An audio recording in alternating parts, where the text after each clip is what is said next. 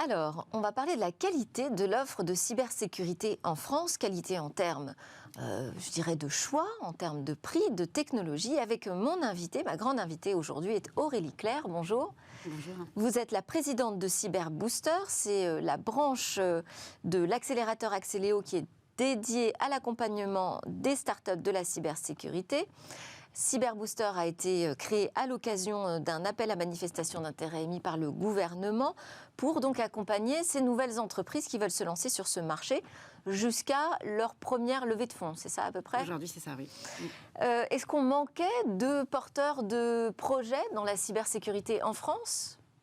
Est-ce qu'on manque de porteurs de projets en France ? Le constat de base, c'est de se dire qu'on a un certain nombre de compétences technologiques en France, de savoir-faire. On est reconnu pour la qualité des ingénieurs, mais peut-être que parfois, ce qui pouvait manquer, c'était d'allier des compétences business à ces compétences technologiques.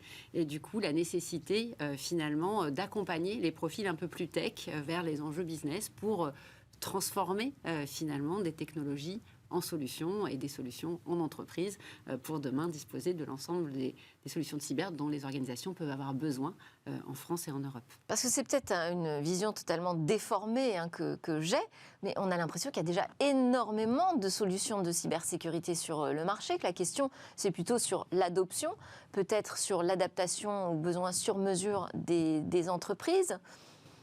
Mais là, en créant des nouvelles startups, ça veut dire quoi ? On veut créer de nouvelles solutions de cybersécurité ? Je pense que la cyber, la réalité, c'est plus on va échanger de données, plus on va avoir des surfaces d'attaque importantes et plus on va avoir donc du coup des besoins de solutions en cyber. Donc déjà, c'est pas un marché qui est figé, c'est un marché qui est en croissance avec des besoins de plus en plus diversifiés, qui évoluent chaque jour et malheureusement un contexte de cyberattaque qui est toujours aussi actif et donc la nécessité de protéger peut-être aussi plus d'acteurs qu'avant, c'est-à-dire on concentrait peut-être l'effort de sécurisation sur les grandes organisations. On sait aujourd'hui que toute organisation, publique ou privée, est susceptible de se faire attaquer. Donc, il y a de plus en plus de surface d'attaque et donc de plus en plus de besoins. Et deux, il y a de plus en plus d'acteurs qui ont besoin de se protéger et de mettre en place l'ensemble des dispositions. Donc c'est sur la question de l'alignement aux nouveaux besoins en matière de cybersécurité, où là, on a un ajustement vraiment à faire en France. Oui, en tous les cas, ce qui est important, c'est que les solutions qu'on développe, qui vont sortir, c'est qu'on s'assure effectivement qu'elles viennent effectivement s'aligner avec les besoins actuels et aussi les besoins futurs. Ouais. C'est-à-dire comment on crée, nous, notre mission, c'est de faire émerger les champions européens de la cyber. Et donc, l'idée, c'est plutôt d'aller investir sur les nouveaux terrains de jeu, là où il y a des nouveaux besoins et encore peu d'acteurs leaders, plutôt effectivement que d'essayer de créer une énième solution sur des sujets qui sont déjà bien couverts par les acteurs historiques. Mais c'est ça, on a encore des solutions en termes de technologie, on a encore des solutions à proposer qui soient différentes de celles qui existent déjà ? Alors, nous, je vais twister un petit peu la question, mais nous, et c'est notre parti pris, et c'est là qu'on accompagne les entrepreneurs, on les accompagne plus sur les aspects marché et business. Et justement, cette notion de techno, on est un peu provocateur même avec les porteurs de solutions en disant à un moment donné, finalement, la technologie, dans un premier temps, on va la mettre de côté, on vous fait confiance sur le fait que votre technologie soit la bonne, et puis on va se concentrer sur le marché. Ouais. C'est-à-dire qu'on peut avoir la plus belle technologie, la plus performante, si elle ne répond pas à un besoin, ou si elle ne répond pas à un besoin qui est prioritaire pour les entreprises, malheureusement, ça ne se développera pas. Donc la question, elle n'est pas exclusivement, en tous les cas, sur la partie pertinence de la techno, mais sur, effectivement, l'usage, le cas d'usage, la solution, le profil aussi d'entreprise, les cibles qu'on va aller chercher, et de s'assurer, effectivement, que et c'est parfois peut-être même le biais de ces profils techniques dont on parlait historiquement, de ce savoir-faire dans la cyber, qui est de dire j'ai une super techno, je vais en faire un produit. Nous, on prend le chemin inverse, qui est de dire en fait, on va aller surtout parler aux utilisateurs potentiels, on va aller parler au marché pour comprendre quels sont leurs besoins clés, pour s'assurer qu'on ne développe pas une très belle techno, mais qui derrière, malheureusement, ne rencontrera pas son marché. Donc tout le sujet est une question de marché de besoin, effectivement. D'accord, parce que moi, je me suis laissé dire qu'effectivement, on avait de très belles boîtes françaises dans la cybersécurité, mais finalement, elles utilisaient beaucoup les technologies déjà existantes, notamment fournies par les éditeurs américains, et qu'on n'était finalement pas si créatifs, pas si innovants. C'est un sujet, c'est vrai que le rapport Wavestone le met en avant régulièrement en disant qu'il y a des nouvelles startups, mais finalement pas beaucoup sur les nouveaux terrains de jeu. On a, en bon français, des copycats de solutions existantes, et donc ce qui fait partie de notre mission aussi, et c'est pour ça qu'on n'est pas exclusivement aux côtés des entrepreneurs, mais qu'on fédère aussi l'ensemble des acteurs, et notamment nos partenaires qui nous donnent une bonne compréhension du marché pour identifier ces fameux terrains de jeu, et puis pouvoir orienter aussi le sourcing, la recherche d'entrepreneurs et de solutions sur ces nouveaux terrains de jeu, là où il y a des besoins qui émergent. Donc c'est aussi notre sujet. Alors on démarre, nous on n'en a pas parlé, mais on a annoncé notre lancement il y a un petit peu plus d'1 an. Donc ça fait 1 an, on a accompagné 17 startups l'année dernière. Et donc on veut aussi progressivement pouvoir orienter aussi la recherche pour aller combler les trous dans les besoins du marché cyber. Alors, vous disiez donc 17 startups accompagnées sur cette première année pour Cyberbooster. Est-ce que vous avez des exemples déjà de nouvelles entreprises cyber françaises qui apportent quelque chose de nouveau sur ce marché? Dans les startups qu'on accompagne et qu'on accompagne toujours, je pense par exemple à Mindflow. Mindflow, c'est une startup donc française qui propose une solution d'orchestration du soir en bon cyber, no code. Donc ça, c'est vraiment quelque chose. Aujourd'hui, il n'y a pas d'autres acteurs français. En tous les cas, il y a des acteurs américains qui émergent là-dessus, mais il y en a pas encore en Europe. Et ça, c'est vraiment quelque chose qui, en tous les cas, on voit bien qu'il commence à avoir une belle traction et qui répond à un besoin qui n'est pas forcément aujourd'hui couvert et qui répond aussi à ce besoin aussi latent dans la cyber, qui est le manque de talent. Donc comment on peut automatiser, comment on peut faire plus avec les mêmes équipes. Donc voilà, je peux donner l'exemple de Mindflow par exemple, qui vraiment apporte quelque chose de nouveau dans la cyber avec cette solution. Et vous nous dites c'est comme ça, c'est en occupant des nouveaux territoires, pas totalement vierges, mais enfin sur lesquels on a encore peut-être une place à se faire, qu'on peut construire des entreprises qui vont passer à l'échelle, donc construire peut-être des géants dans la cybersécurité, qui soient français ou européens. Est-ce qu'il faut penser à l'échelle nationale ou européenne? Parce que Cyberbooster, c'est 100% français pour l'instant. C'est 100% français, mais la dimension, quand je vous disais, notre mission, c'est de faire émerger les futurs champions européens. La dimension et la dynamique, j'allais dire, elle est européenne. À mon sens, la stratégie nationale cyber, qui est à l'origine de la création de Cyberbooster, elle est dans cette logique de faire grandir la filière en France et en Europe, évidemment, puisque le terrain de jeu français reste très petit. Et au contraire, nous, on est assez persuadés que les startups, pour pouvoir se développer, il faut qu'elles pensent international dès le départ et non pas local. Donc oui, on intervient aux côtés des entrepreneurs français aujourd'hui. On peut très bien imaginer demain qu'on puisse accompagner des entrepreneurs qui viennent d'autres pays d'Europe et en tous les cas avec une ambition qui est l'ambition à minima du marché européen pour commencer. Demain, ça veut dire que ça fait partie de la stratégie, ça, de la croissance de Cyberbooster? Ça peut en faire partie. Aujourd'hui, nous, on est très...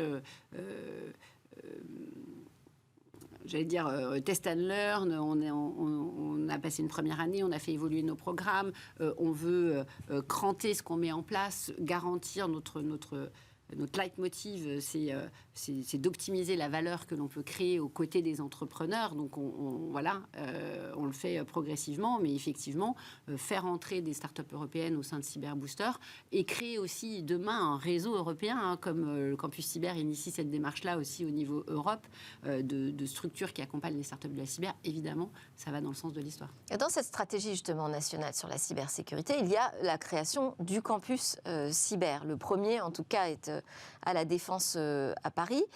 Qu'est-ce que ça apporte pour comment je vais vous appeler, si vous n'êtes ni start-up studio ni accélérateur, une structure qui accompagne les jeunes start-up de la cybersécurité, qu'est-ce que ça vous apporte d'être au sein d'un campus cyber ? Alors, nous, Cyberbooster, juste pour préciser, donc on est porté par Axeléo et par le pool à Rennes. Donc, en fait, on a 2 implantations. Une implantation principale, effectivement, au sein du campus cyber et également une implantation à Rennes au sein du pool. Donc, le pool, c'est une structure qui accompagne les entrepreneurs en région Bretagne, qui porte notamment l'initiative French Tech Rennes-Saint-Malo et qui a toute sa pertinence sur la cyber, puisque Rennes est également un écosystème cyber très dynamique. Sur le campus, c'est une évidence, que ce soit le lieu où il faut être, puisque c'est le lieu total. Je ne sais pas, tout le monde n'y est pas. Vous dites c'est une évidence. Je crois savoir que c'est plein, si j'en crois ce que dit le campus cyber, donc tout le monde ne peut peut-être pas y être non plus, faute de place, mais je crois qu'il y a une extension à venir. Mais en tous les cas, c'est le lieu où on va retrouver tous les acteurs de la cyber et aussi les bénéficiaires, c'est-à-dire l'écosystème. Donc pour nous, ça a énormément de sens et on voit aussi que pour les startups qui postulent chez Cyberbooster, voilà, la présence au campus cyber, c'est quelque chose qui leur parle, puisqu'ils savent qu'ils vont pouvoir accéder plus facilement, on va dire, à l'écosystème. Donc voilà, c'est assez logique d'être implanté, j'allais dire, au campus cyber. Et donc là, depuis 1 an, vous êtes vraiment aux côtés, de manière très proche, de ces entrepreneurs dans la cybersécurité. Qu'est-ce que vous apprenez auprès d'eux ? Alors, on apprend l'humilité, je crois déjà, aux côtés des entrepreneurs, parce qu'on est toujours très admirative de cette détermination, de cet engagement, de ce choix, de ce risque de créer une entreprise, etc. Et puis après, je vais rebondir sur ce que je disais précédemment, c'est-à-dire l'importance du marché.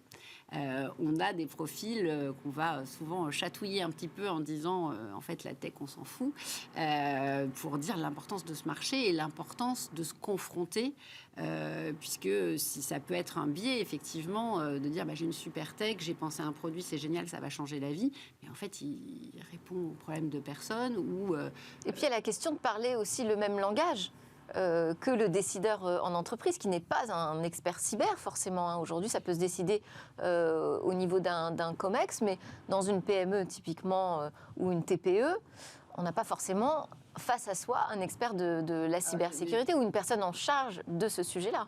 Le sujet des petites organisations, j'allais dire, est un sujet à part entière. On voit beaucoup de porteurs de projets qui arrivent avec cette cible-là. C'est une cible qui est complexe. Parce qu'effectivement, on a affaire à des non-experts. Donc, ça veut dire qu'il faut être capable de proposer des solutions qui sont faciles à prendre en main, qui ne bug pas. Et c'est un sujet particulièrement compliqué parce qu'il y a la notion aussi d'accès au marché, d'aller chercher ses clients avec des revenus moyens qui sont forcément plus faibles que sur les petites organisations. Donc c'est un vrai challenge que d'être capable de développer des solutions. Il faut plutôt être d'ailleurs une start-up de taille suffisante pour adresser ce marché ou une petite start-up ? On peut penser 2 choses, c'est-à-dire on peut se dire qu'une solution qui est éprouvée et qu'on dégraderait ergonomiquement, pour la rendre plus facile d'accès à des non-experts de la cyber, est peut-être plus facile à les vendre, donc avec des acteurs qui seraient plutôt établis. Sur les nouveaux entrants, nous, on commence à voir aussi la pertinence d'avoir la plateformisation de solutions avec des plateformes qui auraient une capacité à j'ai utilisé un mot bien anglais qui est bundleiser, mais à aller associer à coupler plusieurs solutions qui répondent à des profils types de petites organisations. Mais on voit aussi, nous on accompagne par exemple la start-up Proactive qui est basée à Gap, je le dis parce que c'est peu d'acteurs de la cyber à Gap. Oui, c'est bien, il faut les citer. Et qui fournit des solutions clés en main, qu'elle vend notamment à pas mal d'hôpitaux et de mairies, et qui permet à travers un boîtier très simple qu'on branche en local, d'avoir une console de supervision de sa cyber avec les principaux risques et les principales actions à mener, et donc qui arrive à avoir finalement un outil simple en prise en main, pertinent au niveau cyber, et puis aussi qui accompagne en disant voilà, si vous faites ça, vous diminuez votre risque sur tel aspect, etc. Donc on le voit aussi, c'est possible, mais c'est particulièrement compliqué de monter effectivement une solution vers cette cible-là, parce qu'il y a un vrai problème d'accès au marché, de panier moyen et de simplicité de la solution. Ça permet de comprendre toute la difficulté de la mission d'ailleurs de Michel Vandenberg, qui est à la tête du campus cyber, qui travaille sur ce sujet de l'accompagnement des PME, des des TPE sur leur cybersécurité. Je parlais des apprentissages, des enseignements que vous tirez auprès de ces jeunes entrepreneurs, pas forcément jeunes, mais enfin de ces jeunes startups. Ouais, c'est important de le dire. Il y a tout âge on peut entreprendre à tout âge, pardon. Parmi les enseignements, qu'est-ce que vous apprenez sur la manière dont on doit adresser les investisseurs? Comment est-ce qu'on va chercher de l'argent? C'est un sujet important, évidemment, quand on se met dans un modèle start-up. Est-ce qu'ils savent faire, nos jeunes entrepreneurs, enfin nos jeunes start-up? On pense qu'elles savent faire. Finalement, lever des fonds, c'est aussi s'inscrire dans un pattern, dans un modèle attendu avec un certain nombre de critères. Donc nous, notre parti pris, c'est de dire plus tôt on va mettre en connexion les porteurs de projets avec les fonds, plus tôt ils vont comprendre finalement le modèle dans lequel, les exigences auxquelles ils doivent répondre, pour être capables de savoir à quel moment ils doivent lever et d'être plus efficaces dans leur levée. C'est pour ça qu'autour de nous, on a aussi un certain nombre de fonds et on est ravis de ça parce qu'on est porté aussi par les fonds. On a notre comité de sélection fin janvier, on avait, je crois, 6 ou 7 fonds qui étaient présents au comité de sélection et qui, du coup, déjà, rien que ça, même en comité de sélection, rien que les retours qu'il y a, c'est déjà un apprentissage pour les entrepreneurs. Ouais. Et puis derrière, on va créer des liens tout au long du programme pour qu'effectivement, il y ait cette compréhension, en fait, des critères des fonds et donc faciliter. Et puis, on est aussi là pour mettre en lumière, j'allais dire, les porteurs de projets, auprès des fonds, évidemment, mais aussi auprès de leurs clients potentiels, auprès des institutions, etc. Donc, oui, c'est important, effectivement, d'acquérir cette culture, j'allais dire, au sein de l'investisseur, parce que c'est quand même assez hermétique quand on arrive et quand on a un profil... même pure tech ou pas d'ailleurs, il faut quand même comprendre comment ça marche et c'est pas évident de savoir à quel moment on lève, auprès de qui, est-ce qu'il faut faire une levée, est-ce qu'il n'y a pas d'autres systèmes de financement avant d'être prêt à aller sur son marché, etc. Ouais, donc là, on a réfléchi ensemble sur les défis autour de cette offre française pour qu'elle soit compétitive en matière de technologie, que l'offre soit suffisamment adaptée aux attentes du marché. On n'a pas parlé de la question du prix. Est-ce qu'on est compétitif aujourd'hui en matière de prix sur la cybersécurité? Est-ce qu'on peut l'être d'ailleurs? Oui, je pense qu'on peut l'être. Ouais. La question est plutôt de savoir... Enfin, la difficulté dans RSSI, c'est qu'aujourd'hui, il exploite une kyriade. Moi, je dis c'est un peu une ruche avec plein d'alvéoles qui sont exploitées. Et donc, la question des startups, c'est que souvent, elles vont proposer une solution sur une de ces alvéoles, ce qui est une difficulté supplémentaire de rajouter un produit, que le prix de l'alvéole, forcément, il s'inscrit dans une totalité, donc il est forcément limité, et qu'il y a aussi des acteurs qui sont déjà présents, qui ont des solutions plus complètes et qui parfout offrent des modules supplémentaires, soit pratiquement gratuitement, prix, soit à des prix limités. Donc tout l'enjeu, j'allais dire, c'est encore une fois ce démarrage, et c'est pour ça que nous, dès le début, on les branche au marché, on les branche aux utilisateurs, pour être sûr que ce qu'ils adressent a de la valeur. C'est sûr que si ce qu'ils adressent, c'est pas indispensable, c'est utile mais pas indispensable, ça va être plus compliqué d'aller le facturer à un prix significatif versus à quelque chose qui devient indispensable. Donc tout l'enjeu, c'est de s'assurer qu'on va développer des solutions qui sont indispensables aux organisations, qui vont devenir un incontournable des organisations pour pouvoir avoir un prix qui soit correct, et compétitif et en même temps qui permette de développer un business. Et puis il y a l'autre enjeu, c'est l'enjeu des compétences. Vous nous dites aujourd'hui on a des bons experts en France. Est-ce qu'on en a suffisamment? Est-ce qu'on est capable de les recruter pour nos propres entreprises aussi? Alors, est-ce qu'on en a suffisamment? Non. Je pense que quand on arrive dans le milieu de la cyber, la première chose qu'on entend, c'est ce manque de talent à tous les niveaux. De talent technique? Parce que dans une entreprise, on manque de beaucoup de talents. Mais aussi sur, justement, mieux répondre au marché, c'est des talents marketing, des talents commerciaux. J'allais dire particulièrement technique, mais globalement sur l'ensemble des talents. Ouais. Je pense qu'il y a un enjeu et qui est... que Michel Vandenberg porte particulièrement, qui est celui d'ouvrir la cyber, de faire connaître la cyber aux lycéens, de faire connaître la cyber à différents profils, pour dire que la cyber, Michel dit toujours, c'est pas que des suites à capuche, mais c'est exactement ça. C'est-à-dire qu'il y a plein de métiers dans la cyber, il y a plein de métiers aujourd'hui, il y a plein de métiers à créer dans la cybersécurité, qui sont pas exclusivement tech.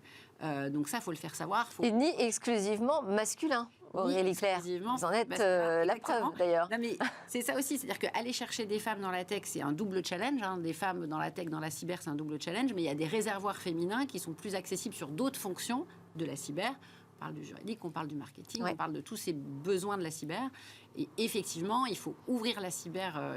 Effectivement, on a une équipe assez féminine au sein de Cyber Booster pour dire que c'est un milieu où les femmes sont bien et sont bienvenues. Les femmes et les jeunes, parce que c'est aussi un sujet. Il y a des écoles qui s'ouvrent, elles ne sont pas forcément toutes complètes dans les formations. Donc il y a aussi faire connaître tous les enjeux de la filière cyber aussi aux jeunes et montrer en quoi il y a des potentiels sympathiques dans la cyber et surtout prometteurs. Donc ça fait partie de vos missions aussi avec Cyber Booster? Ça ne fait pas partie de nos Indirectement, missions cœur, mais nous, on veut faire notre part sur ces sujets-là. On doit faire notre part, on doit aider la cyber à devenir aussi plus fun. Bon, le temps passe très vite. Peut-être terminer sur l'actualité de Cyber Booster. Qu'est-ce qui va se passer là dans les mois qui viennent? Parce que Alors, vous avez un an. Ouais. Les prochaines étapes, Nous, Aurélie Claire, quelles sont-elles? C'est le nouveau programme, puisqu'en fait, nous, on a l'habitude de dire qu'on est nous-mêmes une start-up. Donc, on a fait finalement notre POC, notre test en 2022 avec les premières start-up. Et donc, fort de ça, on a fait évoluer nos programmes. On sort un nouveau programme. On a sélectionné les start-up, ça y est. On a sélectionné 8 start-up qui vont démarrer ce nouveau programme, qui est plus exigeant encore, qui est plus intensif, puisqu'on va les avoir un peu plus de 12 semaines, 2 jours par semaine avec nous, quasiment chaque semaine. Donc il y a 12 sessions comme ça de 2 jours, très exigeantes, très intensives, avec des experts, des mentors, des entrepreneurs. Qui sont les partenaires de ces programmes? Alors les partenaires... Déjà, globalement, je l'évoquais, on a les institutionnels, l'ANSSI est à nos côtés, nous aide à sélectionner les startups, la DGA aussi. On travaille avec des académiques, avec l'INRIA par exemple. 3 des 17 startups de l'année dernière sortaient du Startup Studio de l'INRIA, avec l'IMT, pour toutes les dimensions justement technologiques que vous évoquiez, sur comment on s'assure qu'on a une tech à l'état de l'art et même... presque en avance, j'allais dire. On a les fonds, on en parlait, on a des entrepreneurs de la cyber ou d'autres sujets aussi, puisque les apprentissages sont riches. Et puis, on a nos partenaires corporate qui, eux, nous donnent cet accès au marché, cette connaissance du besoin. On peut compter aujourd'hui sur Capgemini, sur OnePoint, sur la Française des Jeux, et puis également... Où vous avez passé 17 ans dans votre carrière, oui, à la Française des Jeux. Donc ans, ça les a forcément sensibilisés au sujet, j'imagine. Je pense que vous étiez responsable de l'innovation. J'étais directrice de l'innovation Ouais. quand j'ai quitté FDJ. Bon, d'accord. Sur autre actualité, moi j'avais noté aussi que vous candidatiez pour la mise en place de l'accélérateur cyber. Oui, on a candidaté il y a un an. Le dossier avance, donc on croise les doigts pour pouvoir mettre en place cette nouvelle brique d'accompagnement. On attend les... Donc c'est-à-dire que non seulement vous prendrez des startups de leur création jusqu'à leur première levée, mais vous pourrez les accompagner jusqu'à une deuxième levée? L'idée, ce serait de couvrir de 0 à effectivement la série A. Avec différents types d'accompagnement en fonction de la maturité. Donc on attend le résultat et on espère pouvoir... Incessamment sous peu, je crois. Oui. Merci beaucoup. C'était le grand entretien avec Aurélie Claire de Cyber Booster. On a parlé des arcanes de la cybersécurité. On va maintenant parler des arcanes de la toile d'Internet.